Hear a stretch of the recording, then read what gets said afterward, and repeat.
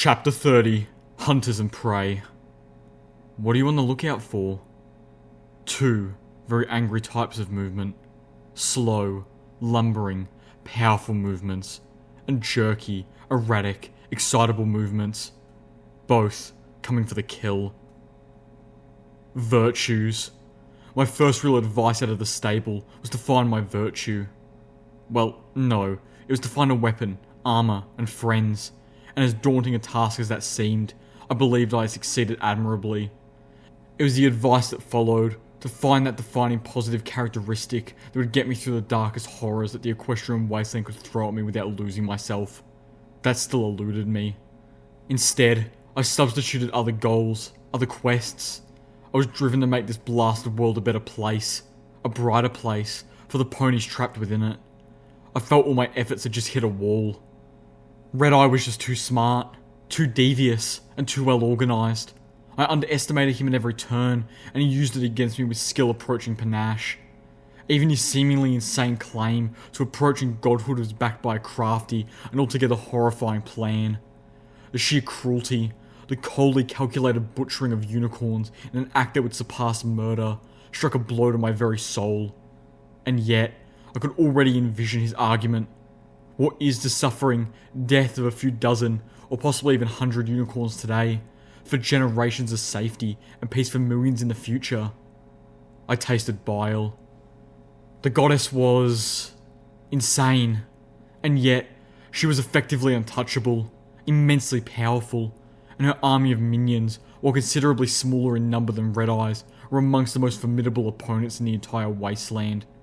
And they were completely devoted, if not directly controlled by her whims, and her whims amounted to our extinction.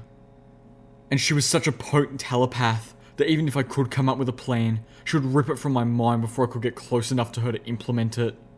We were racing the apotheosis, and we were losing. I felt the darkness closing in oppressively. If I ever needed a virtue to hold on to, it was now. But even virtues could turn on you. They could go astray, becoming warped or perverted. Watcher had told me of the 6 greatest virtues of pony kind. Kindness, laughter, generosity, honesty, loyalty, and magic. Although, he made it clear that there were many others, and that my own was likely not on that sacred list. I quipped that I could possibly collect broken, wrecked version of each of these. I was doing far better at that, it seemed, than finding ponies a true virtue. Still, I had been joking. Now I had met the goddess, the thing that was Trixie, and I knew I had witnessed the epitome of the corrupted virtue of magic. All I needed to do was find corrupted kindness, and I'd have a set. Oh, but you have met corrupted kindness, little Pip. The cruel, sweet voice of the goddess blasted through my head, swarmed with a chorus of whispers, mostly agreeing. The weight of her thoughts on my mind was heavy, almost suffocating. It's you! No, that wasn't right. She couldn't be right. I was better than that. I had to be better than that. But even as I fiercely denied the goddess's sadistic suggestion, my mind conjured up doubts and demons as if I was seeking to prove her right. I'd saved the slaves from old Appaloosa, only to abandon them to the care of a town that traded with slavers. I'd slaughtered the raiders who raped and hunted that blue pony in Manhattan, only to walk away and leave her to face her fate once the immediate threat had passed. How many more? How many other times had I inserted myself into a situation, tried to help, then left? Should I count all of Philadelphia as a victim of my kindness? I remembered my image in the mirror, reflecting my soul. Was twisted kindness what I had seen there? Was it a monster? No, this was sick and poisoned thinking. It was the goddess mercilessly tormenting me where I was weak. I had a virtue, a good and true one just waiting for me to discover it. I had to.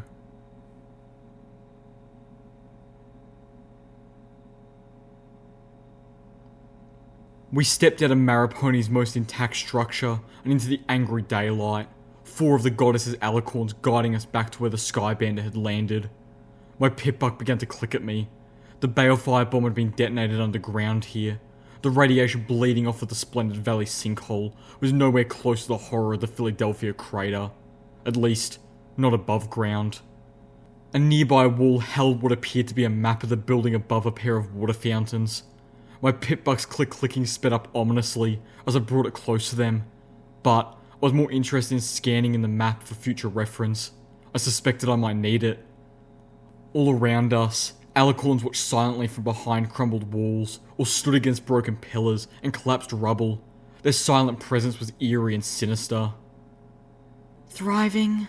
Velvet Remedy asked in a hushed voice, dipping her head. It feels more like this place is haunted. I nodded, lowering my voice to reply almost instinctually, as if the alicorn's silence demanded we speak softly. And have you noticed that they haven't said anything? Not one of them had telepathically spoken a word since we encountered them in Splendid Valley. In previous encounters, they had been boastfully chatty. I think the proximity to the goddess is overwhelming them. Their individual minds are being drowned out by hers. This close, they become little more than drones. Not that I care much for their individual personalities, Calamity chimed in, whispering. Seeing as they were all variations of goddess is great, rah rah us, y'all are insects, silence ain't entirely ungolden. After a moment of thought, he continued. I reckon it's the taint. Splendid Valley's right with it. He pointed out. She seems to be able to communicate with her so-called children outside, but nothing like this, and not with normal folks except in very special cases like red eye. But here, she's in our heads like it weren't nothing. I'm betting this whole valley is a massive amplifier to her. Wonderful. Well, then don't anybody think about what we do now until we're out of this goddess-forsaken place. Calamity barked a laugh at my choice of phrasing. The alicorns, of course, said nothing. They wove us through the rubble to the flat asphalt which had once been a landing zone for sky chariots. The sky bandit sat waiting for us. On the roof, Pyrelight danced and hooted at our return. Velvet Remedy stopped. Calamity hesitated, his ears perking as he watched the bird. Hold up there, he whispered, putting a foreleg out to block me. The four alicorns kept walking towards the sky bandit, either unaware or unconcerned that their charges had stopped following. That sounds like a warning. Another alicorn dropped out of the sky behind us and raised her shield. It is, Velvet Remedy breathed. The four alicorns trotted up to the sky bandit, the lead one beginning to turn towards us expectantly, when the two asphalt around them erupted in blasts of magical energy. All four alicorns were killed, 3 instantly, with 2 of them melting into goo. The fourth collapsing several yards away, missing multiple limbs and bleeding to death with a pitiful whinny. Velvet Remedy's horn flared as her anesthetic spell allowed the creature to spend her last seconds without pain. The alicorns in the ruins around us stumbled in unison. 2 more fell as shafts of coloured light sliced through the air.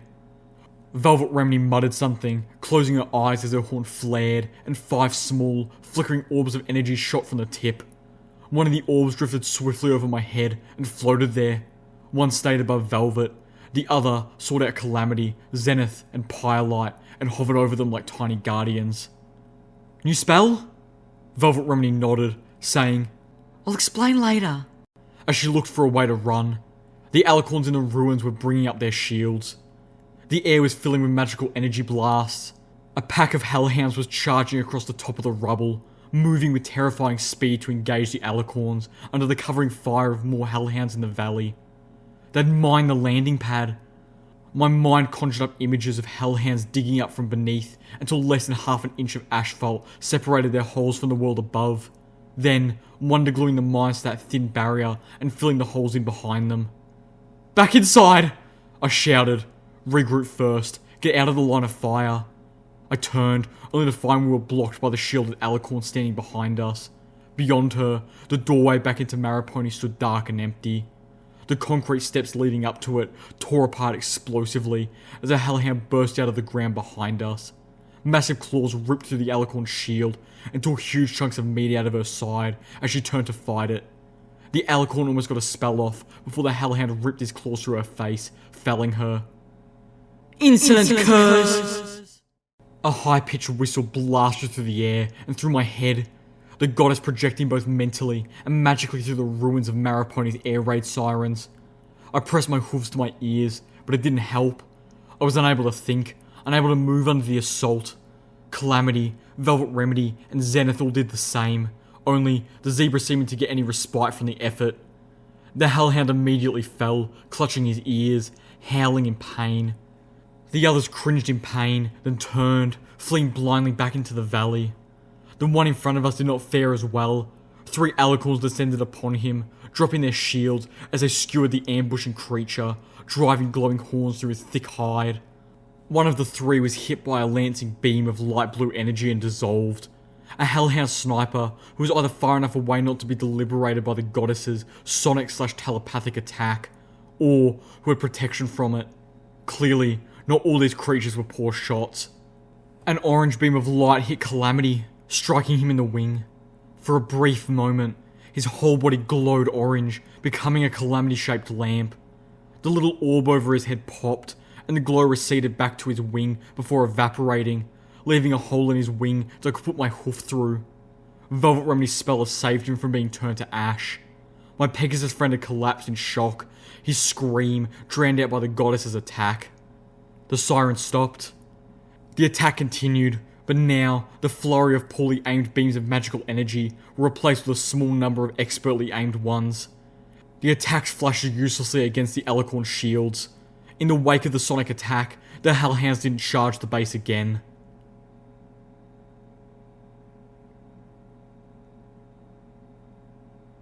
Really should have worn my old armor.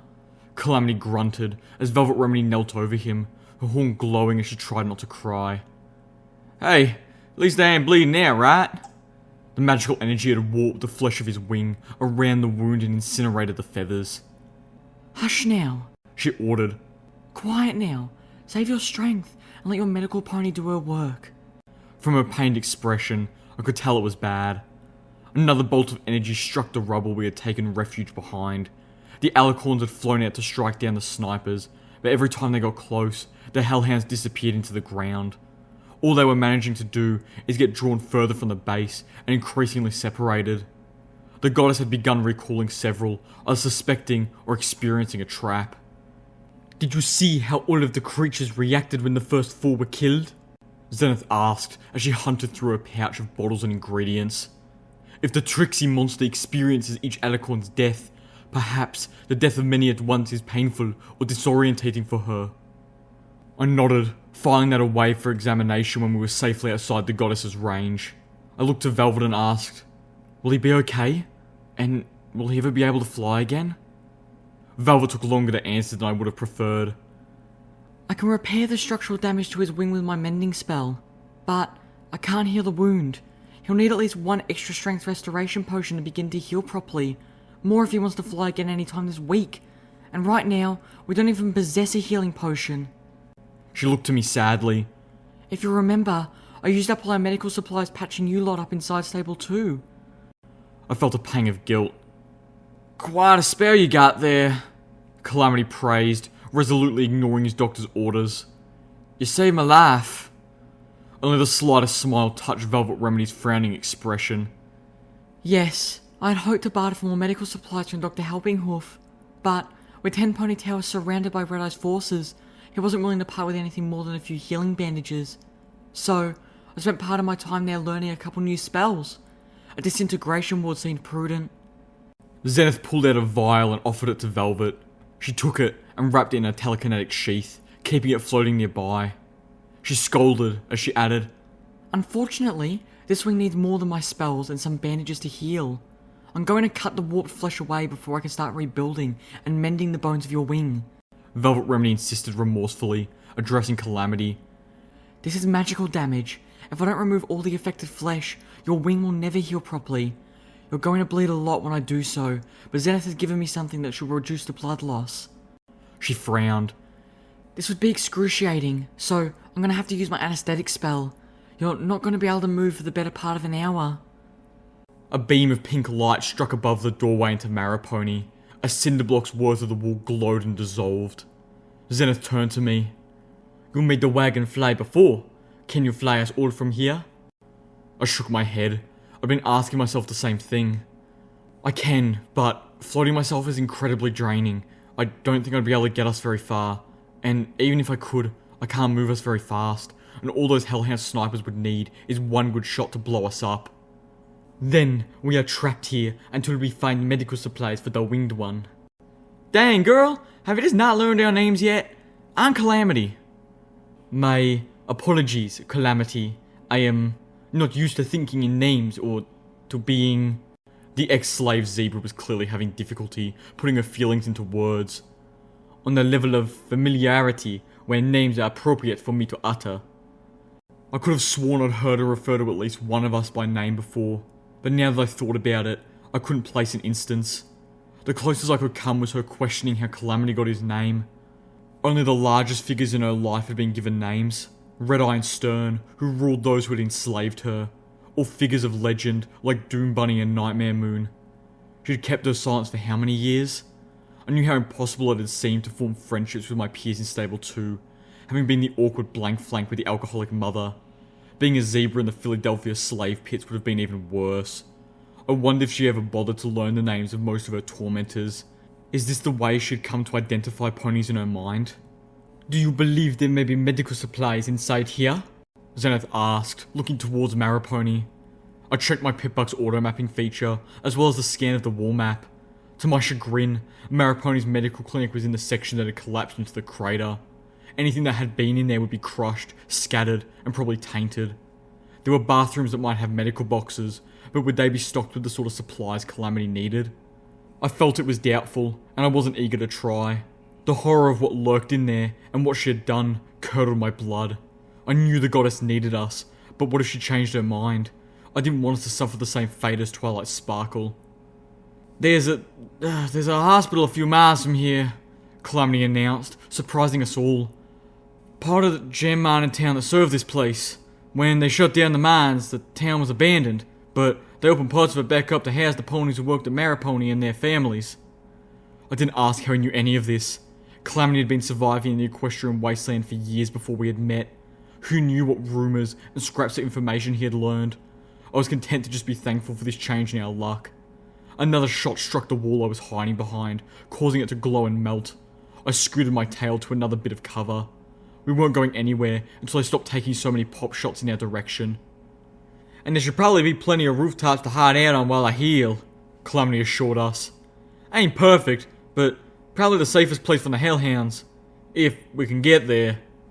We all knew we were talking about several miles travel over hellhound-infested, irradiated and taint-soaked landscape. Point the way, Calamity, I said, sounding more sure than I felt. I have a plan. You always do, Calamity grinned. Just get us to Old Olney, and we'll be fine.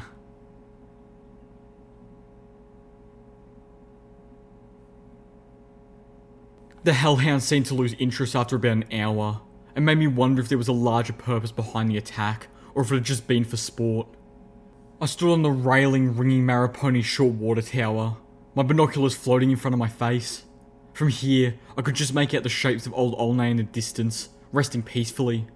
An elevated highway passed nearby, going nowhere. The highway had collapsed less than half a mile beyond the off-ramp to the town, leaving a line of rubble and crushed wagons that time in the valley had mostly succeeded in erasing. Turning my gaze towards the horizon, I glimpsed a shadow that may have been Ponyville. Beyond that, the sky turned hazy and thick from the smoke of the Everfree fires. Walking around the rim, I realised I could spot 3 of those needle-like towers rising into the cloudy heavens above. I was fairly sure that one of them was the same one I had spotted from the outskirts of Cloudsdale, but I hadn't seen the others before. Coming full circle, I looked back again at Old Olney, then traced the path we'd have to travel to get there. A set of train tracks that stretched from Old Olney to Maripony, crossing rocky flatland with only minor undulations, save for a gulch filled with hints of scraggly vegetation and 6 stagnated water. I couldn't make out any details, but the plants beneath the bridge moved as if there was a much stronger wind blowing down the gulch than the faint breeze that stirred in my mane. My view turned black as an alicorn flew across my narrow scope of vision, obscuring the landscape. I put away the binoculars, hurrying back down. More alicorns were beginning to return. The ones already here had returned to their silent lurking, seeming to pay us no attention. was expecting either the goddess or her alicorns to attempt another escort, but it was almost as if they had forgotten we were here. Yet, that was impossible. They kept looking right at us. Maybe the goddess was gauging what we would do next, or maybe she was recovering. She had lost quite a few of her children over the space of an hour. I wasn't the only one who found this behaviour bizarre. "Howdy," Calamity said, trotting shakily up to one of the dark purple alicorns and waving a hoof in her face. "Remember us? The ponies y'all want to find your stuff for you? Got a hurt wing here. If one of y'all would care to hitch yourself up, we can all be out of your mane that much faster." He turned to me, wobbling a little from the last fading effects of the anesthetic spell. "This is weird, right?" "Maybe the goddess is taking a great and powerful nap," Zenith suggested. Calamity snorted a laugh that ended in a wince. "Hey Zenith," Calamity suddenly announced. "I never said it, but I wanted y'all to know how glad I am you're free and all." "Merciful Celestia. Calamity, awkward much?" Zenith looked at him quietly, then simply said, "Thank you." Calamity chewed on that, then tried again. "So, those potions you brew, any of them good for strength and armor? Or helping with equipment maintenance?" "No," Zenith answered, seeming to understand his intention. She offered politely, "I do know many poisonous brews, should you be looking to make your bullets more lethal." I felt for him. He was trying to connect with the new member of our group. He'd been the most welcoming of her, trusting my judgment. But since then, they hadn't really bonded quite the way Zenith and Velvet Remedy had, or even established a sort of relationship. Would rivalry be the best word? Grudging respect? The Zenith and Steelhoof shared. They were friendly acquaintances, and I suspected Calamity was trying to find a way to turn that into true friendship. Calamity trotted around the alicorn. She turned lethargically, keeping him in her sight. "I'm tempted to start shooting them. Take out as many as we can." Velvet shot him a look of alarm, and he backed down with a grin. "I didn't say I was gonna. I just said it was tempting." Zenith shook her head. "We should make the most of this respite to implement the little one's plan without interference." I floated Calamity's Enclave armor out of the Sky Bandit, as well as Spitfire's Thunder, and our other vital equipment. I didn't want anyone trotting up to it when the area around the passenger wagon could still be mined. As I placed our equipment in the centre of a large hunk of capsized wall, Velvet called us close together. Twilight landed on her back, puffing herself up and looking important. As a precaution, Velvet was going to cast another ward against disintegration upon us. I'd been watching Calamity when his orb burst, but I hadn't realised the one over the rest of us had disappeared simultaneously.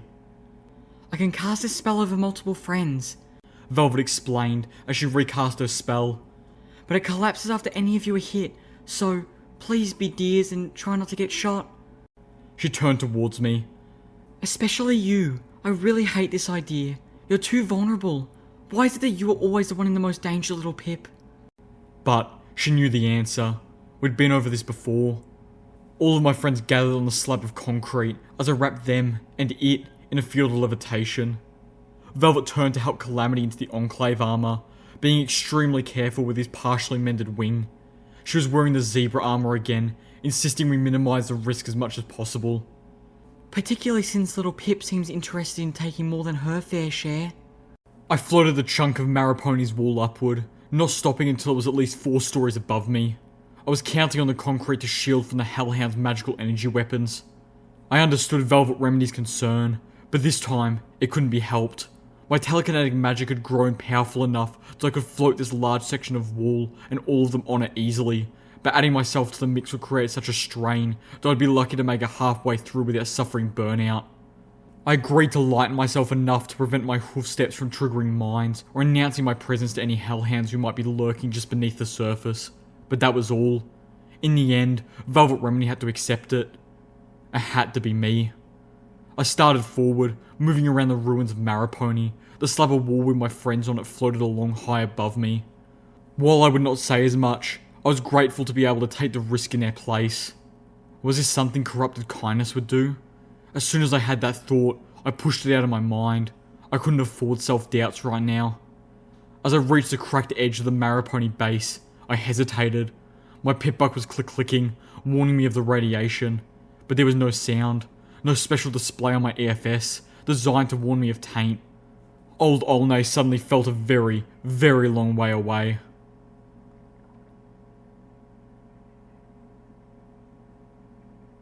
Splotches of red on my EFS compass alerted me to more threats. I floated the zebra rifle close and slipped into sats, even as I trotted. I was pacing myself, advice from a book, The Egghead's Guide to Running, that I perused in Twilight Sparkle's Athenaeum during one of the hours where Homage was playing DJ Pony and giving me a chance to catch my breath. I had several miles to go, and I wanted to make the distance as quickly as possible, which surprisingly meant not pushing myself as fast as I could. A spiny dart hit my side, bouncing harmlessly off my armoured utility barding. My targeting spell latched onto the first bloat sprite, then the second. I fired off a 3-round burster each, and the taint swollen bugs erupted in flame as they fell to the ground. I continued to trot along the tracks, quickening my pace just a little to make up for the seconds lost while shooting. The wall holding my friends floating high above me, keeping pace. We were nearing the gulch. My skin was beginning to itch in strange places. I fretted, wondering if it was nerves or an allergic reaction. Or, worse, the first symptoms of taint. My EFS compass filled with red. Dozens of little lights appeared, then more. The gulch was swarming with hostile life. I trotted onto the tracks and prepared to break into a gallop, hoping that the rather rickety wooden bridge would offer me protection. Something bobbed up over the edge of the gulch. I shuddered, staring at the taint mutated thing. It looked like a plant, its huge head covered in gas sacs that allowed it to float, the stalk drooping down and dragging behind it. A sphincter in the centre of its head tightened and then spit foul goop at me. The spore-laden effluent splattered the ground near my hooves, sending up a choking stink. The Equestrian wasteland never seemed to run out of new vileness. Several nearly identical floating spitter plants were moving up out of the gorge towards me. I slipped into sats again, locking targets on the closest two, sending 2 3-round bursts into the sphincter heads of each monster as a third sprayed its filth at me. I felt the crud splash against my armour and coat, burning where it touched and causing me to drop my targeting spell as I gagged on the stench. The 2 floaters I hit ignited spectacularly, the gas pods that gave them mobility rupturing in flame like miniature versions of Pinkie Pie balloons. 3 more of the floating spitter plants rushed up from the gulch, one hitting the burning form of the first one and igniting itself explosively. The second spit its spore sewage at me, while the third charged towards me as if intending to latch on and devour. I cantered to the side, dodging the spit and buck sats back up, targeting the charging first one, and then the one which had successfully hit me. Bullets burst from the silenced muzzle of the zebra rifle. The 2 targeted planes became flailing columns of fire, but the floaters kept coming. I dropped the targeting spell and brought it back up immediately, targeting 2 more. One of the burning plants spit at me, its spore sewage now on fire. Mercifully, the burning crud splashed across the tracks behind me, missing me by a yard. My skin was beginning to really hurt where I'd been hit. I dropped out of sats again and shook, flinging the goop away from me.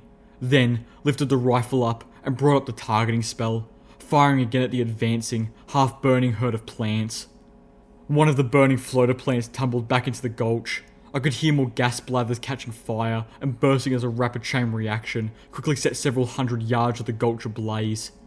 I sprinted, galloping across the wooden bridge as flames from the gulch began to lick at it. Fierce heat and a choking reek buffeted me as I forced myself across, my eyes stinging. Several of the plants in the conflagration below spit burning spore sewage at me. Most hit the bridge, setting it properly ablaze. Burning effluent struck my left flank, my hind leg and saddlebags catching fire. I bit down, knowing that a scream could bring hellhounds. I pushed, running as hard as I could, my leg in searing pain. I was pouring concentration into levitating the wall now, the physical agony threatening to break my spell. The fire was spreading up my side. It hurt to breathe. Flames licked at my hooves, burning them. I did scream.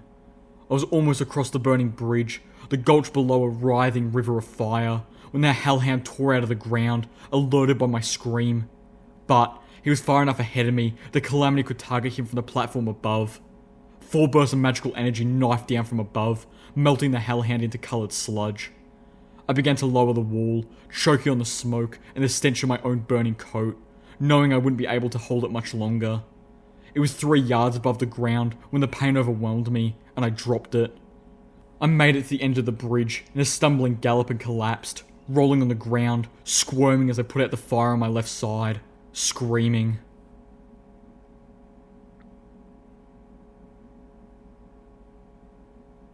Just get to Old Olney, and everything will be fine.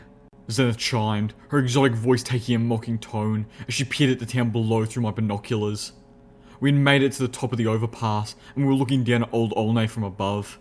From here, we could see dozens of hellhounds lurking about the town. A couple were even on the rooftops. God dang it, why do you ponies ever listen to me? Calamity asked. I ain't little Pip, y'all know my plans ain't worth shit. I flopped over, telekinetically floating the binoculars to my eyes. I still couldn't feel anything. Velvet Remedy's anesthetic spell doing its work, but that didn't prevent me from using my levitation spell. In fact, it almost made it easier. I spent the second half making myself light enough for Pyrelight to carry, while I floated the others in the wall behind us. The older unicorn had wasted no time in wrapping me with the rest of our medical bandages as she scolded me on taking yet another gruesome attack for the team. But, with the pain gone, and out of the choking smoke, I felt assured that I'd done the right thing. There was something wrong with me. I could feel it where the spit had hit me. Something crawling beneath my skin that even Velvet's spell couldn't cover. I floated my own forehoof so I could check my Pip-Buck's medical diagnostic spell. It confirmed that I was suffering from something, but it couldn't determine what that something was. It wasn't poison, and I checked clean for spore infestation. No, the spore sewage of those floating plants had been laced with taint. I'd never believed I could make the distance without exposure to taint. I'd never been that lucky. Rather, it would be a matter of how much exposure, and how quickly taint took its toll. I knew that the society keeping Temponi Tower secrets possessed a spell that could purge taint itself, although I didn't know if I could reverse the damage caused by it. That would be my hope. The ruins of Old Olney included several nearly intact buildings, one of which was the hospital. Sitting on the roof was a contraption I'd never seen before, coloured like a pink and yellow candy cane, with periwinkle propeller blades affixed atop. What's that? I asked, pointing it out. I believe that's an Earth Pony Skywagon, Calamity said. Trust it to an Earth Pony to find a way to fly. I could use that. No more running on the ground as I levitated the others in safety. Do you think it still works? I asked hopefully. Nope, Calamity said, deflating my daydream of floating everyone behind me while keeping safely off the ground in the Earth Pony contraption. But then he added, but I bet I can fix her up so she will. Hope resurrected. Perfect, because that's our plan B. I looked over the rest of the town, noting a strange, glowing antenna array amongst multiple crates and barricades on a roof across the street from the hospital, and a scattering of old military vehicles on the road. There was a capsized wagon with metal boxes scattered around it, and a heavy tank half sunken into the ground. Instead of a normal earth tone or camouflage coloration, the tank had been painted in bright, multicolored stripes. The paint job was old and faded, but still added a surprising splash of colour to the town. I laughed. That tank looks like a rainbow. I could think of no logical reason for it to be coloured that way. Really? Is that what they look like? Zenith asked, and my questioning expression, she explained. I have never seen a rainbow. I first found the zebra's assertion impossible, then tragically sad, then curious. I looked up at the clouds that sealed off the sky. I'd seen it rain here. I'd seen it rain a lot in fact, but I'd never seen a rainbow outside, except in posters and illustrations. In fact, the only real rainbows I'd ever seen were in Stable 2, when the apple orchard sprayers were on. The Overmare's artificial sunlight would stream through the mist, creating shimmering arcs of beautiful colour. I used to beg my mother to let me play in them when I was younger. She even let me once. Yep, Calamity said in answer to my thoughts. To get a real rainbow, you need either magic or direct sunlight. Ain't been a proper rainbow in the Equestrian wastelands probably ever. He thought a moment, then added, except maybe the Everfree Forest, since the cloud cover gets mighty fragmented there. I exchanged looks with Velvet Remedy as a knife slipped into my heart. I never thought to miss them until I realised we were living in a world without rainbows.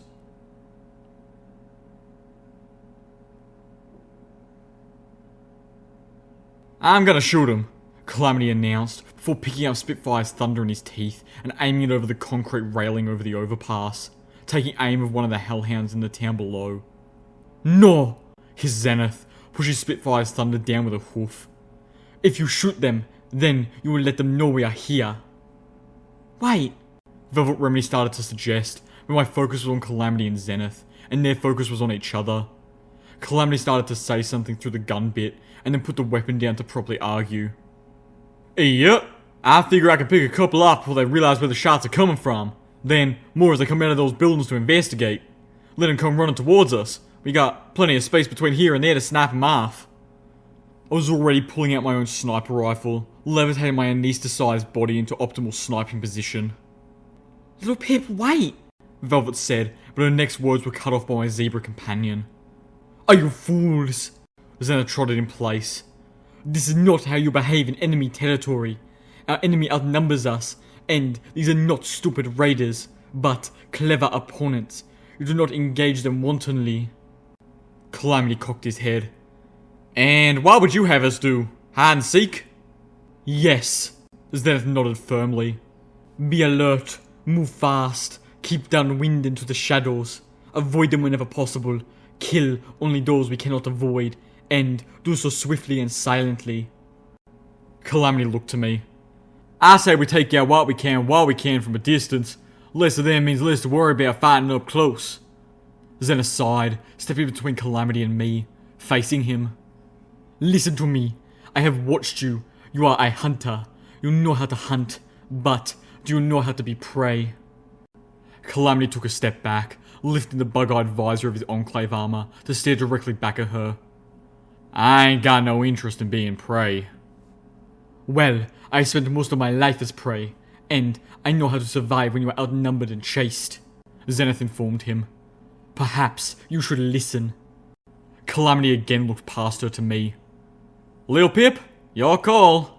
Zenith turned towards me too. I weighed the options, but ultimately, the tactics I knew won out. I agree with Calamity. We pick off what we can now before heading in. I floated up the zebra rifle, loading armor-piercing rounds and taking aim. From the distance, I couldn't use my targeting spell to help me, but I had no trouble lining up a headshot just through the scope. Zenith nickered, shaking her head. Calamity picked Spitfire's thunder off the asphalt of the overpass and took position 20 yards away from me. Damn it, wait! I heard Velvet Remedy shout, but I'd already pulled the trigger. Blam! Blam! The air filled with the sound of ear-splitting thunder as we began to fire down on old Olney. I watched as the head of the hellhound in my sights burst in a bloody spray. I moved to acquire my next target. The hellhounds were already looking up now, turning, beginning to move. I found a second and fired, but the creature moved too fast. I aimed ahead of him, firing a second shot, and then a third. I was no longer able to aim for a specific part of the body. I was just hoping to hit him at all. My second shot did, but it only slowed him down. The third missed entirely. I kept trying. Several shot back, beams of magical energy cutting through the air, but we were too far away and too well protected by the overpass to be in danger from anything other than a dedicated sniper. Calamity was having far better luck. Every shot hit its target, crippling or killing. He started picking off the ones in the street as I turned my focus to those just coming out of the doorways. That worked better. I felled a second, and a third. "Ah, crap!" Calamity hissed as the hellhound he had turned his aim on dove into the ground, digging through the street like it was wet toilet paper. Calamity fired, blowing the creature's tail off as it disappeared. They weren't coming out of the doors anymore, and as I looked up, I saw the last of the hellhounds on the street disappear into a hole. We had killed 10 of them. Well, brilliant. Velvet Remedy face-hoofed. Both of you. Now they know we're here, and we've attacked them first. She looked cross. Calamity wiggled his wounded wing. "My wing disagrees." Velvet Remedy's ears drooped. "Now," Zenith told Calamity, "you are prey. We are all prey."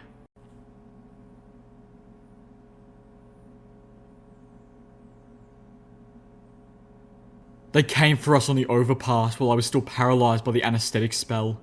The hellhounds weren't foolish enough to come running up the ramp like we had hoped.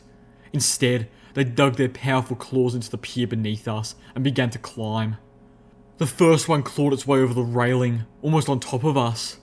Pyrelight was the fastest to react, filling it with a face full of radioactive green flame. Calamity recovered quickly, firing 2 of the Nova Surge rifles in his Enclave armor directly into the Hellhound's torso as it lashed out with its claws, barely missing the Balefire Phoenix. The monster tilted back, dissolving. "They are coming from beneath us," Zenith warned before turning to dig into her satchel. Velvet Remedy cooed to Pyrelight. Would you be so kind to burn them off the pier? Pyrelight hooted happily and leapt over the edge. I could hear the roar of flames beneath. Pyrelight was able to take out 2 of them before more on the ground abandoned climbing and started shooting at her. She appeared, dodging and weaving between shots as the magical energy attacks drove her away from the overpass and the pony she was protecting. Zenith produced a bottle and passed it to Velvet Remedy. "Dip your slugs in this before you load them," she instructed. "The poison will cripple the creatures if your shot isn't enough to kill them." Velvet Remedy opened her combat shotgun, floating at the slugs and dipping them in as instructed, a grim look on her face. 2 more crawled over the railing. I was ready this time, floating up little Macintosh as I slipped into sats and fired into their heads. The Hellhound's brains splashed out of the exit wounds. 3 more replaced the 2 I had just killed, and the sound of rending concrete warned me that more were digging up directly through the overpass from the top of the pier. Velvet Remedy's anesthetic spell hit one of the Hellhounds, causing the creature to fall. She lifted her shotgun towards another, and hesitated. The Hellhound lashed out at her, his claws slashing shallow lines of red across her breast and throat as I telekinetically shoved her back. Surrender? She offered to the creature. Please, don't make me hurt you. "God dang it!" Calamity shouted, firing a bevy of magical energy bolts into the Hellhound. The creature collapsed into a steaming puddle, leaving Velvet Remedy and Calamity staring at each other through the rising smoke. "Don't reason with them! They ain't interested!" They're people! She shouted back. They have a right to live! "Y'all heard the zebra!" Calamity shouted, turning the fire at another Hellhound as he dug up through the overpass asphalt. "They're hunting us!" And whose fault is that? She quipped back loudly, throwing a protective shield around Zenith. The Hellhound's claws tore through Velvet's shield as if it was made of coloured air. The zebra stepped inside the attack, rising on her hind legs and throwing up one hoof to stop the monster's swinging arm while driving another hoof against the thick hide of its throat. The Hellhound collapsed, choking. Has any pony even tried talking to them yet? Velvet cried out in exasperation. I reloaded little Macintosh as quickly as I could. They were coming faster now. It was getting harder to put them down as quickly as they surfaced, and one good swipe from their claws would kill any one of us. There were bloody Hellhound corpses and piles of sludge all around us. We'd managed to kill nearly 10 more, miraculously without getting crippled or killed. Even if Velvet Remedy had a point, it was far too late now. I told her so as I fired point blank at a Hellhound and somehow missed. The creature bore down on me with its claws. Velvet Remedy sang, a single, high-pitched note. The Hellhound immediately fell back, its clawed paws covering its ears. It turned back and fled back down the hole it had come out of so fast that I didn't even have time to bring up my targeting spell and shoot it in the back. Velvet Remedy continued to hold the note, clear and strong. I looked around, and the other Hellhounds were disappearing, fleeing over the overpass. Once they were all gone, Velvet's voice finally broke. Panting, she fixed all of us with a glower. Savage animals and monsters are one thing, but with people, there's usually a way that doesn't require killing each other.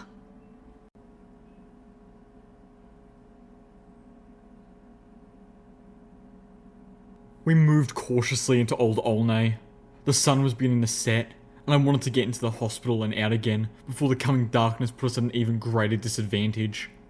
We were taking Zenith's advice now, not engaging, moving swiftly and quietly.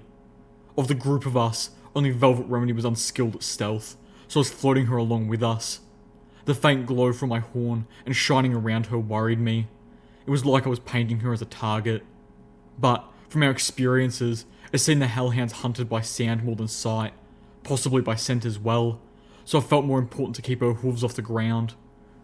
As we pushed through the remains of a building, I spotted several pony-shaped figures laying on the floor above us through a collapsed section of ceiling. I waved a hoof at the others. "Hold up, I want to take a look." I floated myself upwards, sweating with the effort, my horn glowing brighter, but there were no red marks on my AFS compass, no sign of life on the floor above at all, so I felt momentarily safe in pushing myself. As I levitated through the hole, I could see that the bodies were of steel rangers, 3 of them clad in metal armour, and a 4th was not. The 4th sparked my curiosity. A yellow unicorn mare wearing thickly armoured red robes with the spark and gear symbol of the Steel Rangers embroidered into it. I had not seen a ranger wearing anything other than Steel Ranger armour, save for Elder Blueberry Saber. All 4 of them had died from terrible wounds inflicted by hellhound claws. The bodies were desecrated. They had been here for quite some time. The hellhounds had mined the floor around the bodies. One by one, I disarmed them. I began scavenging the bodies, searching for any clues as to what brought these 4 to Old Olney, as well as any supplies or ammo that might benefit us. I was in luck. The road pony had 2 stealth bucks and a memory orb. One of the other rangers had magically enchanted ammunition that was the same caliber as Calamity's normal battle saddle. I brought my treasures back to the others. "You ain't planning on looking into that orb while we're in Old Olney, right?" Calamity said with a gentle warning.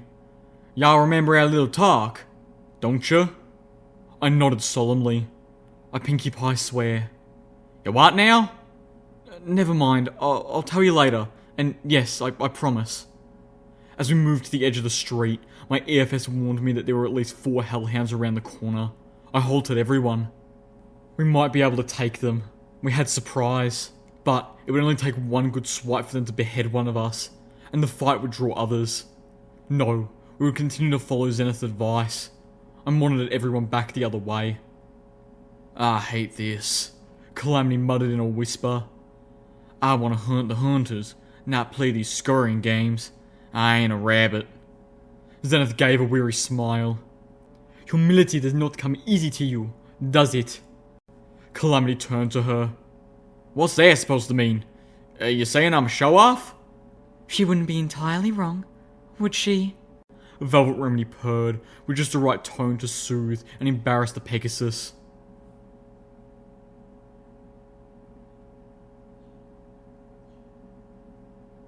The partially collapsed firehouse tilted at an insane angle, making the entire world seem alien and threatening.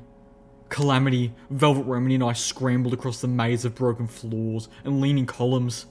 Firelight swooped between floors, occasionally diving down to the bright red firehouse wagons that lay crushed and partially buried underneath swathes of flooring. A hellhound lurched into the doorway behind us, only to find Zenith waiting for it. A swift blow beneath the ribs froze the creature in place, paralyzing it. As it fell, a bolt of magical energy shot through the doorway, striking the zebra in the throat. She glowed brightly, and the orbs over her head burst. Zenith fell, bleeding from a wound in her throat the size of a memory orb. Velvet Remedy struck the monster with an anesthetic spell, then rushed to Zenith, floating out her dress and using it to apply pressure to the wound. The dress was quickly ruined as it soaked with blood. "Can I kill him now?" Calamity huffed. Velvet frowned, not saying anything. Zenith rasped. "Yes, silently, and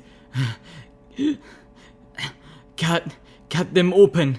The blood smell." The hellhounds were hunting us, tracking us near clearly by scent. I understood what Zenith intended, as did Calamity.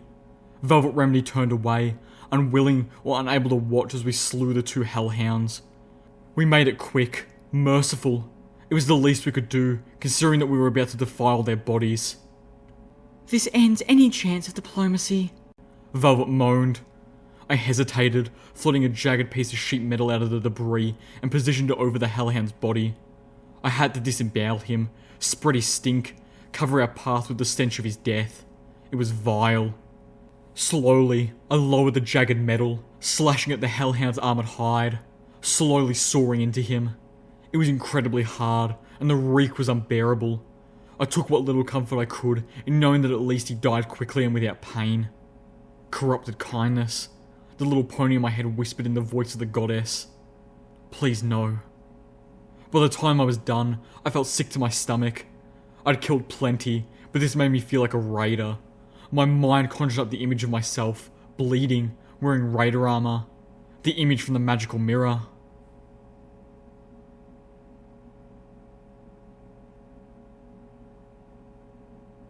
There were bathrooms on the floor above, and medical boxes in each of them. Cracked mirrors and shattered toilets leaned at crazy angles. The whole tilt of the building was making me nauseous, even more than I already was from the grisly work before. My pippa complained as I got close enough to the sink for it to scan the contents of what little plumbing remained functional. The levels of radiation in the water here rivaled and usually exceeded the levels in Philadelphia. I sat, braced against the wall, and picked the lock on the medical box in the little mayor's room. The lock clicked open with ease. I opened it, emptying the box of its meager medical supplies and adding them to the supplies from the medical box in the little buck's room. Nothing that would help Calamity's wing, but the small healing poultice would close and heal Zenith's wound. The wasteland sometimes gave favours. I pushed myself up, feeling unsteady on the canted floor, and hurried back to the others. They were gathered in what had been the firehouse kitchen. Velvet Remedy took the poultice and applied it, then borrowed a needle and thread from Calamity's clothing repair kit. A cabinet 2 buildings back had offered up an old bottle of apple whiskey, half empty. I whimpered inside as the drink went to sterilising the needle. I could use a sip. I contented myself with a draught from my last canteen. It was nearly empty. I itched in ways I shouldn't itch. The poultice had stopped the bleeding and partially closed the gaping wound in Zenith's neck. Velvet began to sew the wound closed completely. Even with Velvet's expert attentions, the wound was going to remain an ugly scar for the rest of her life. I realised not for the first time that the zebra would be dead if the magical bolt had struck her just an inch differently. Now, you wait here and rest, Velvet ordered the zebra mare. And little Pip, you watch her. I'm taking Calamity to find something to use as rags to clean you butchers off. Velvet stuck her nose in the air and trotted out. Calamity scowled but followed, pausing next to me long enough to remind me. No orbs.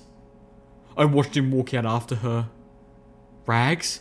Sounds like more of an excuse to talk to Calamity alone. I let out a long sigh. Worst day ever.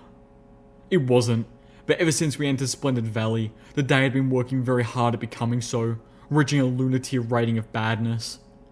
Zenith lay still for almost a full minute before getting up and moving about the kitchen. She had to brace herself on sloping counters as she rifled through the cabinets. Well, at least you're good at following doctor's orders as the rest of us. I chuckled as the zebra started pulling pots out and setting them on the table. One of them slid down the incline. I caught it magically before it hit the floor. Zenith? I asked as a worry from the days before flooded back. Do you trust me?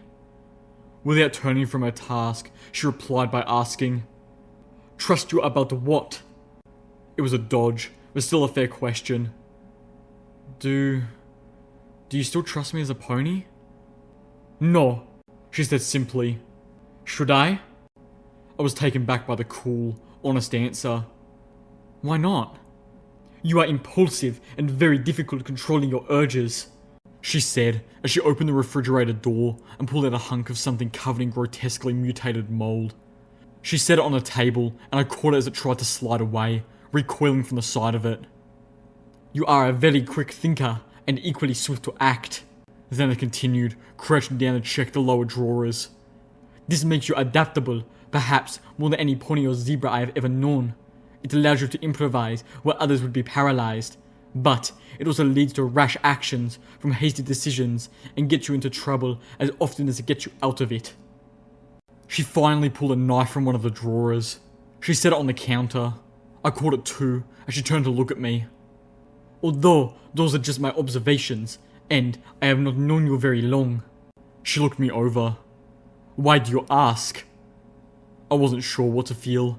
I wanted to argue with her, but a large part of me suspected she was right, and cursed her for being so observant. Do you think I'm evil? Zenith stopped, looking at me oddly, then laughed. No, little one.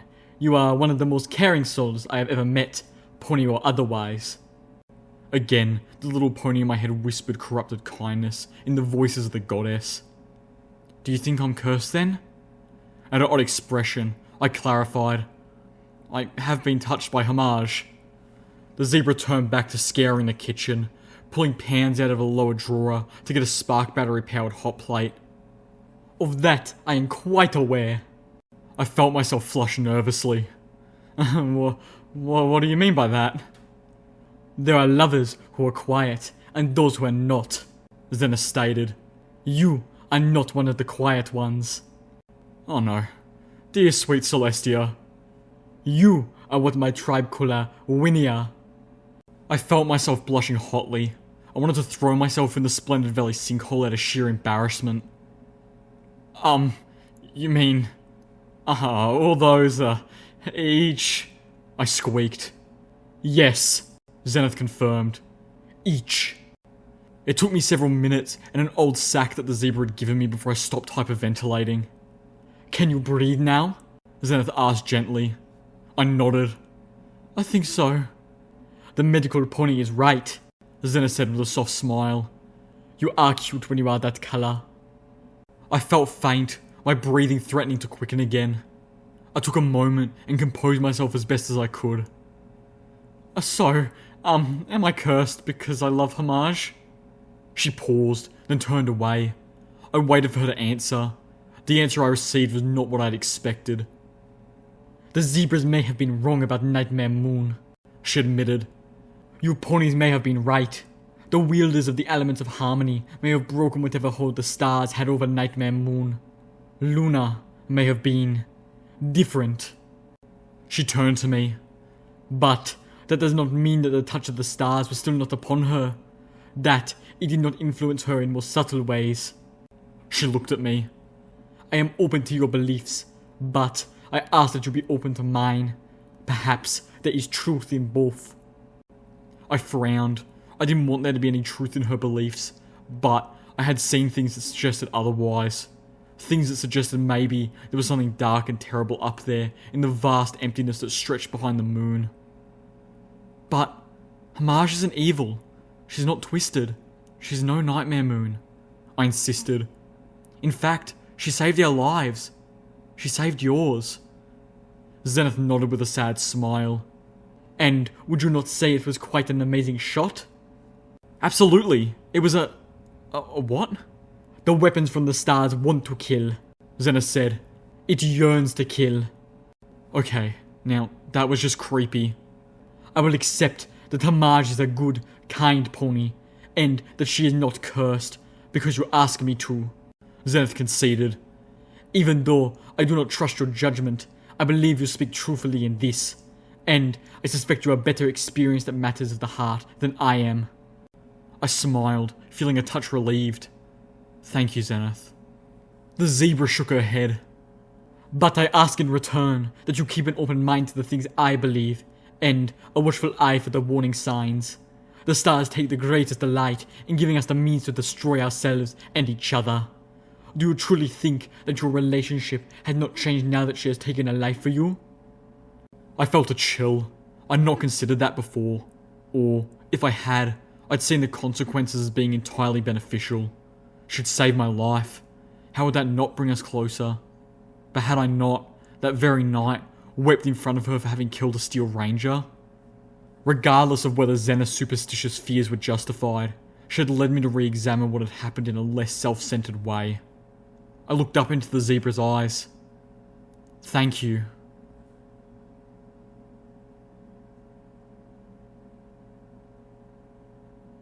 I floated the whole array of pots and pans. Zenith had quickly discovered that no surface in the room was flat enough to safely cook on after a mishap with the hot plate. Not far outside, Calamity and Velvet Remedy had started arguing. We could hear it from inside the kitchen, but couldn't make out the words. Not that I wanted to. Zenith fretted, worried that their discussion would attract more hellhounds, but so far they were keeping their voices low enough. Still, it added an unpleasantness to the air. I distracted myself by returning to an earlier part of my conversation with Zenith. Do you trust me to tell you the truth? Yes, little one, unless you believe it is in my best interest to lie.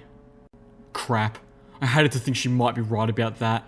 I would have preferred to be more like Homage, but if it came to telling the truth or protecting my friends, I had a track record of choosing the latter, and while I regretted the necessity, it was rare for me to consider the choice.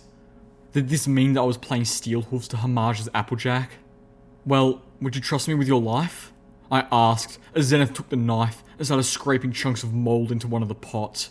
She finished, then put the knife down. I caught it again. It is not a matter of trust. You saved my life. You are responsible for it. More insane zebra logic. All the worse since it was insane, understandable zebra logic. I have not chosen to release you from that. Frustrated, I asked, "Why not? Look where following me has gotten you. You nearly died. I've taken you from one hellhole straight to another." The zebra looked at me, a touch of sadness in her eyes, then turned away. She filled a pot with horribly irradiated water, then began to mix the mold into it, not answering me. I sat and watched. In the very least, maybe I'd learn something. One by one, she added more ingredients, none of which looked healthy. I hope this wasn't anything we were intending to consume. "Don't talk," she said, although I wasn't talking at all anymore. "Be quiet. Run. Hide." Her voice was low, heavy. "Get your food and hide, or a pony will take it from you. Don't talk. When they come for you, relax. Let them do what they will. Don't fight. Don't scream. Don't talk." She looked up at the canted ceiling. "When they hurt you, grunt, whimper. Don't talk. Always the same, until they get bored, then hide, heal, prepare for the next time." She looked to me. "If they move to kill you, kill them, then hide the body. Hide it well. Find another place to be. Don't let them suspect you. Be meek. Don't talk. Hide." A cold shiver passed through me as I stared at the scarred zebra mare. "It was only after a truly exceptional horror that I dared join the fight. I did not wish them to see that I could fight, but I could no longer bear it." She lowered her head, looking to me with tears in her eyes. "Before you, the slavers. Before the slavers, my husband. Before him, my parents. I have never owned myself. I am not comfortable with the idea. I know this role. I can survive it." I shook my mane.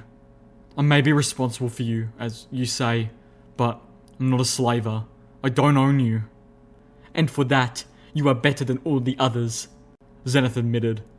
"But still, the fact remains that I do not know how to live being responsible for myself." I told her, "I think you do fine."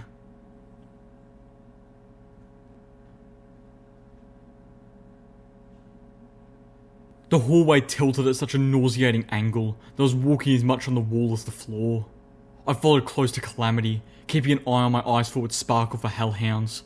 We were hunters again, at Zenith's request. "Another one on our 6, I whispered to him as the light appeared on my compass. "Supply room, I think." "I see it." Calamity nodded, reminding me that the bug-eye style visor on his helmet had an EFS of its own. Crouching low, the Pegasus moved stealthily forward until he was in position directly in front of the door, his 4 magical energy rifles pulsing eagerly. I telekinetically pushed open the door, holding it so gravity wouldn't swing it back shut. A skewering dart shot out of the supply room, bouncing harmlessly off the forehead of Calamity's black carapace armor. "Huh," he chuckled, raising on his haunches and striking at the bloat sprite with the stinger of his armor-segmented scorpion tail. The impaled creature squealed as it died. "Heh," he said, chuckling. "Ever wish these things could detect threat level instead of just threats? I almost wasted a whole lot of ammo on a bug." I smirked. "Often." I turned back to our friends, motioning them forward. Velvet nodded and nudged Zenith, who was crouched and facing the other way, guarding our flank. My eyes forward sparkled tracked a friendly spot of light as Pyrelight swooped in and out of rooms, searching for enemies to burn. Or rodents to eat. The Balefire Phoenix returned to drop the charred corpse of a small animal at Velvet Remedy's hooves. "Oh, thank you," Velvet sang lusciously, stroking the bird's plumage with a gentle hoof. Pyrelight hooted happily and stretched her wings, fluttering off again. It boggled my mind. "You know, you're just encouraging her to keep doing that." "And why wouldn't I?" Velvet said sweetly. "My little Pyrelight is a wonderful hunter, just like she should be." Calamity gave a grumpy look in Zenith's direction. At least, I assumed it was a grumpy look. With my friend hidden inside that armor, I really couldn't tell, but his posture struck me as grumpy. I decided I preferred my friend out of that armor. I made him look mysterious and rather evil, and it put up a barrier between us that I didn't care for. I'd gotten used to it with steel hooves, but not being able to see Calamity's face just felt wrong. She is a bird of prey after all. Velvet reminded us. Zenith eyed the charred corpse and shook her head, then cantered towards us, moving with surprising ease down the off-kilter hallway. Calamity flexed his injured wing, and I thought I heard him mutter, "So was I not so long ago." "So, Calamity," I piped up, pulling his attention away. "I had a question that needs a Pegasus expertise." "Shoot, little Pip," he said, seeming to cheer up.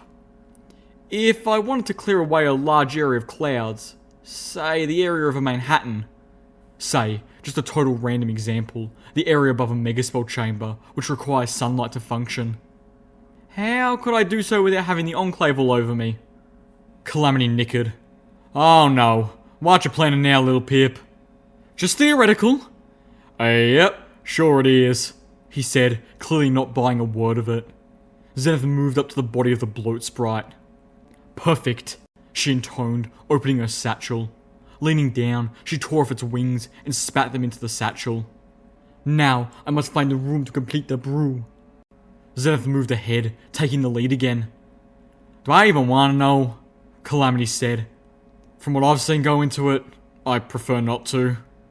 Returning to my question, Calamity informed me. "Well, there's only one way to clear an area that big that fast, and that's a sonic rain boom." The gears in my head started turning. "Of course, the Enclave response will be swift and deadly, but you might have cleared the skies for over an hour." He chuckled ruefully. "Which, sad to say, requires a Pegasus capable of performing one, on which the Equestrian Wasteland has exactly 0. The gears ground to a stop. Damn. "Sorry, little Pip. Sharp or not, that's one trick I ain't never been able to do. Very, very few Pegasi can, and the Enclave keeps them real close."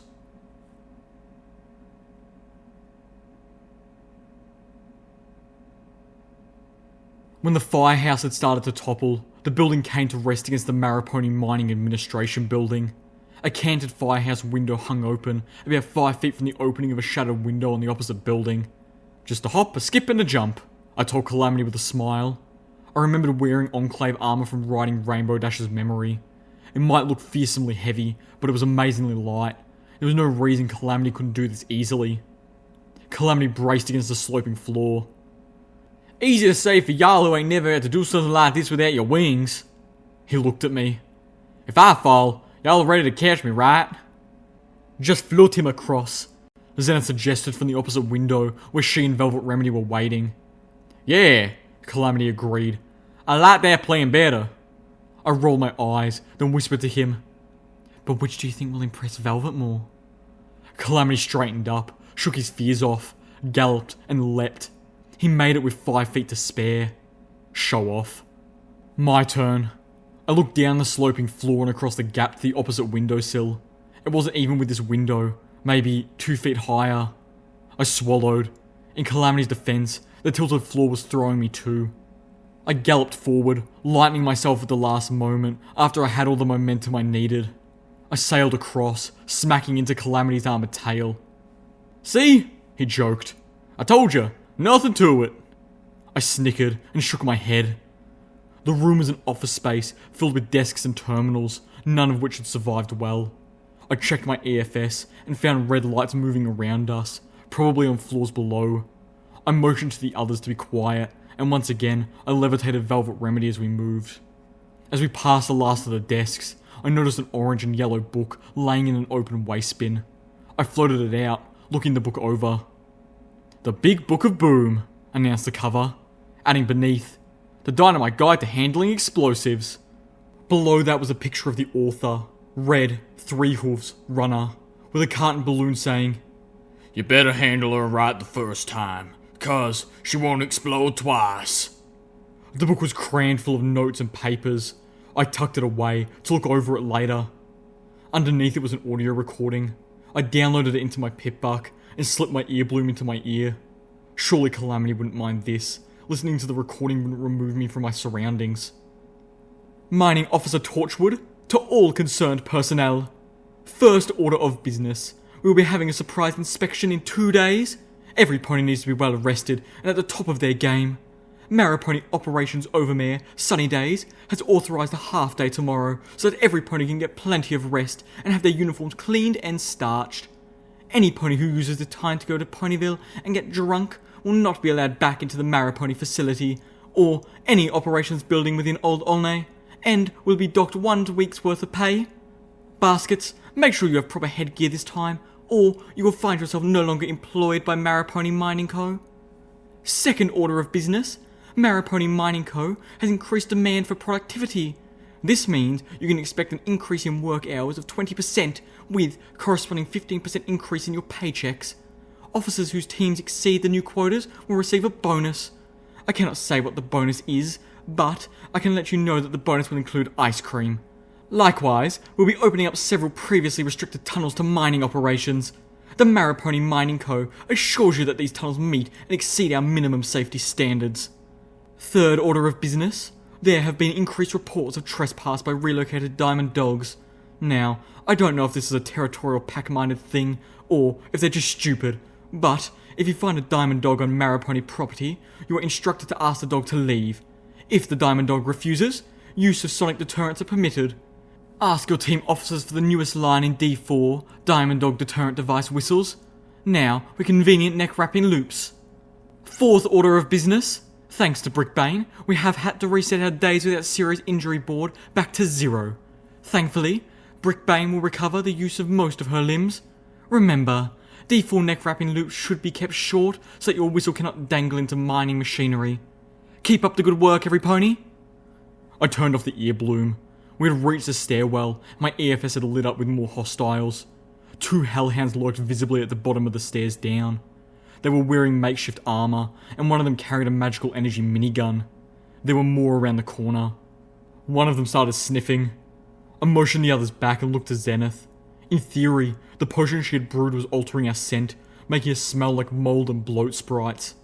Still, going down the street level was out, unless Zenith thought now was the time to go on the offensive. The zebra shook her head. She slipped forward and started up the stairs towards the roof. If I remembered correctly, this would put us across the street from the hospital. I didn't think even Calamity could clear Old Olney's main street with just a hop, skip, and a jump.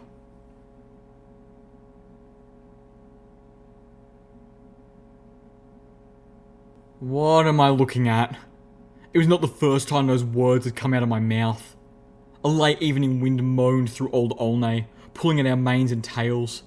A yard from my hooves was the lumpy puddle of sludge, which had once been the hellhound sniper positioned on the rooftop of the Maripony Mining and Administration building.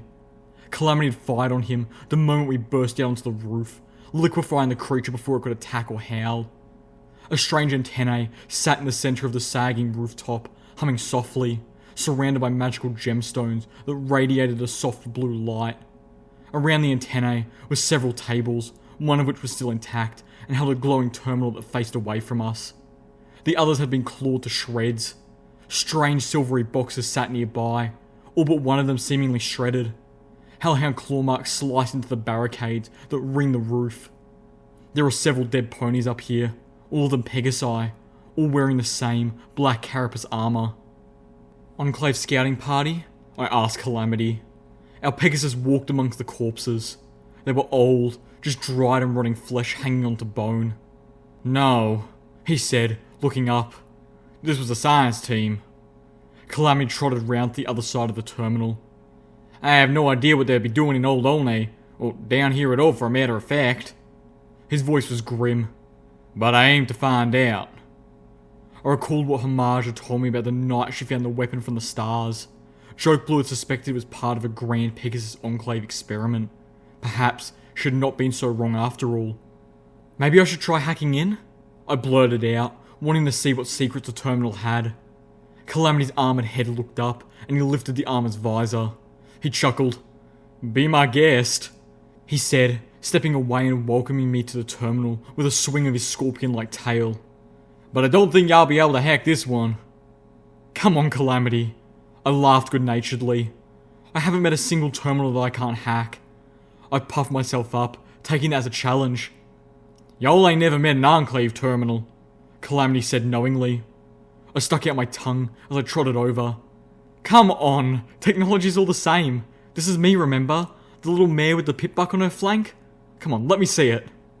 I stopped as I caught sight of the terminal's interface. It was made of a strange, white substance that I couldn't identify. I reached out to touch it, and my hoof went right through it, like there was nothing there at all. It was made of... clouds? What the fuck? Calamity laughed. I looked around. The Enclave supply boxes all had locks that were made of the same material, either white or a light shade of pink. I looked to him, demanding an explanation, as the pony in my head ranted that this was not how things should be. Well, what did y'all expect Pegasus built stuff out of? There are whole cities up there built almost entirely out of clouds. I could feel him grinning behind that damn helmet. What? Did you believe only unicorn ponies had any magic of their own? I stopped, frustrated. The very idea of terminals and locks I couldn't get into because they were made of clouds was just wrong and unfair. The words of the goddess floated back to me. With controls that can only be operated by a Pegasus. Fuck. The Ministry of Awesome had built key control systems out of fucking clouds. Anyone other than a Pegasus who attempted to operate the controls would find themselves clutching simply damp air. A thought occurred to me. Is there anyone other than a Pegasus who could operate a system with a cloud interface? Nope, Calamity said proudly, then swiftly took it back. Griffins can. So, that's how Red Eye was planning to get past that obstacle. And I knew how he was trying to get past the second. We were on a clock again. I sighed, tossing up my hooves in exasperation, and trotted back to the others, letting Calamity work on hacking the terminal. Instead, I moved to the edge of the building. I floated out my binoculars and looked across the street at the hospital. It looked shaken. There were massive cracks running up the walls, and one corner had collapsed. A sign, a yellow cross with pink butterflies in the centre, had started to peel free from the wall 2 stories up. The upper bolts had torn free from the wall, and the whole sign hung precariously over the street below. Most of the windows were shattered, and the winds of Old Olney whipped at the stained hospital curtains. Even still, it was one of the most intact buildings in Old Olney, and it was our best hope for the medical supplies we needed to fix Calamity's wing. I looked across the rooftop. I could see the Earth Pony flying contraption clearly, with its candy-coloured paint job lit up in the setting sun. The name, Griffin Chaser 2, emblazoned on the side. It looked in sore disrepair, but I trusted Calamity's expertise. I looked down into the main road of Old Olney, a main street with a set of train tracks running down the centre. Hellhounds scampered about, moving from one building to another in packs, hunting us. And night was falling.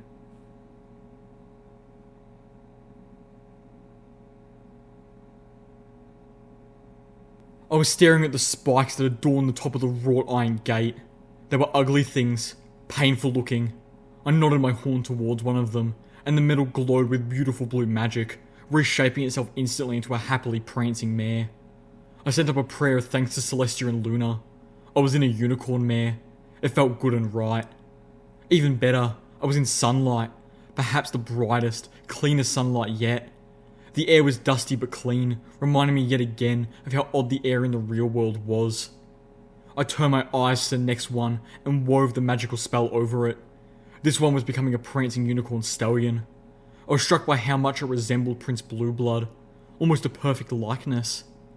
The next spike glowed and transformed into a unicorn mare, head bent as if mid-charge, her horn aimed dangerously close to Prince Blueblood's. Behave yourself, Rarity. I heard myself whisper in Rarity's lovely voice. The blue glow of magic surrounded the 2 figures again, and they were transformed into entirely different, happy, and generic Pegasi.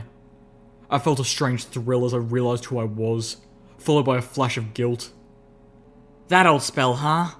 Came a voice from directly behind me. I turned, the blue Pegasus with a shockingly rainbow-coloured mane moving into view.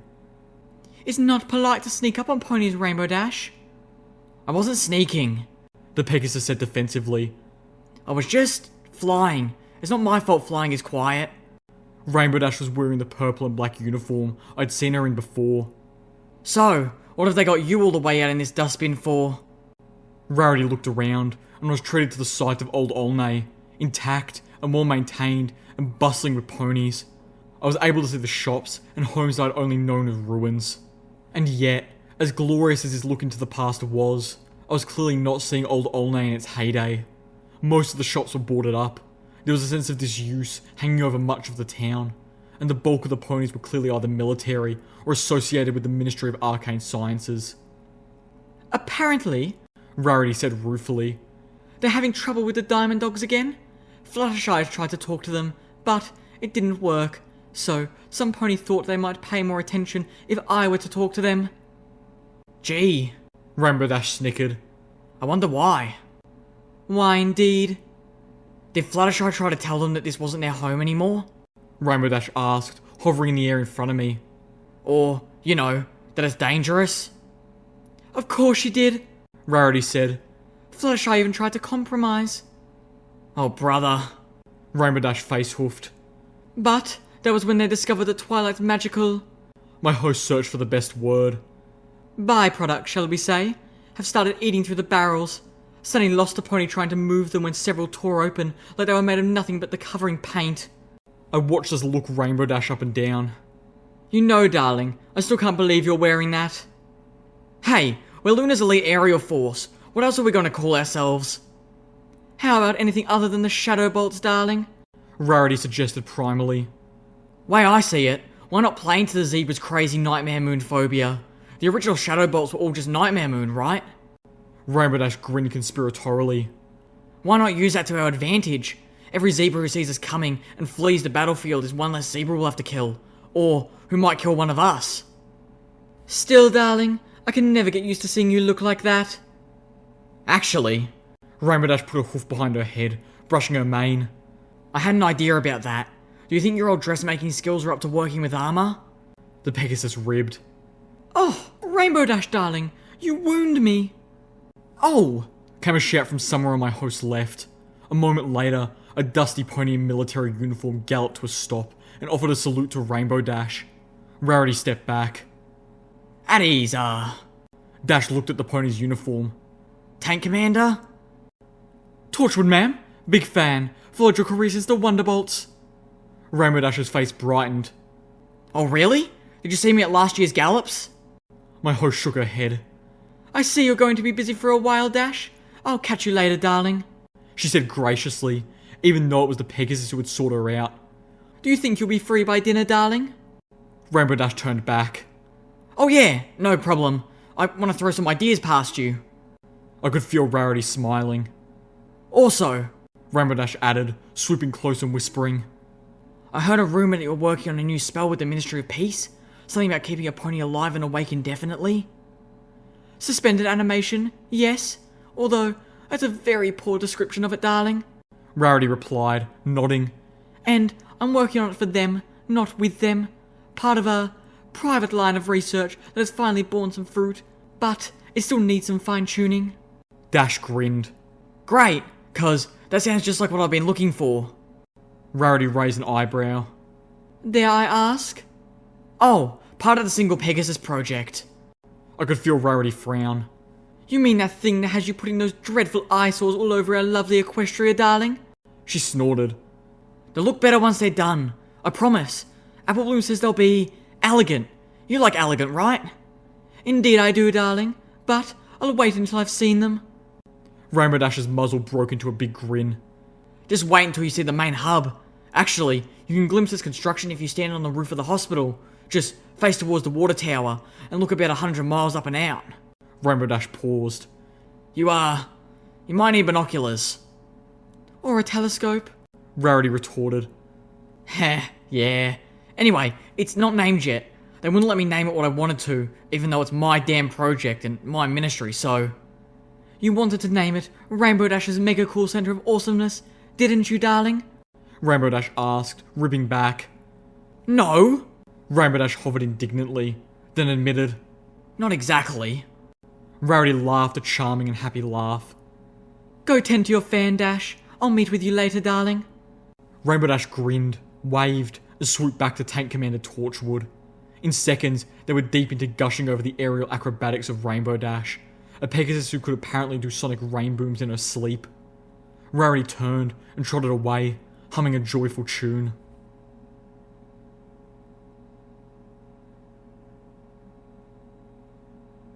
What did you do? Zenith was demanding of Calamity as I came out of the memory. The Pegasus cantered nervously. I don't know. It just started doing that. My ears perked, picking up a high whine coming from the antenna array. I looked at Calamity, who was staring at the terminal as if it had betrayed him. With a sinking feeling, I asked, "Did you trigger a lockdown?" Calamity shook his head. "Nah, I got in just fine. Weren't that hard." He looked up at me, his eyes wide inside the bug-like nightmare helmet. "And? What is this place? Was it what you thought?" Calamity swallowed. "It's an Enclave experiment, alright. Under orders of Harbinger, one of the Enclave's High Council. They were playing with magical ace sonics, hoping to control the Hellhounds. They were trying to make these creatures into slaves," Zena said in a low voice. I looked around, drinking in the sight on the rooftop with new eyes. "I'm guessing it didn't work?" What do you think the chances are that we're really lucky and Calamity just triggered the leave us alone signal? Velvet Remedy quipped grimly, trotting to the roof's edge and looking down into the street. She immediately backed up, eyes wide and frightened, her face going pale under her charcoal coat. I dared a peek. Celestia's solar-heated libido. The street was full of hellhounds, scores of them. More were moving out of the doorways or climbing over buildings, all moving towards us. And they looked pissed. Footnote: Maximum level.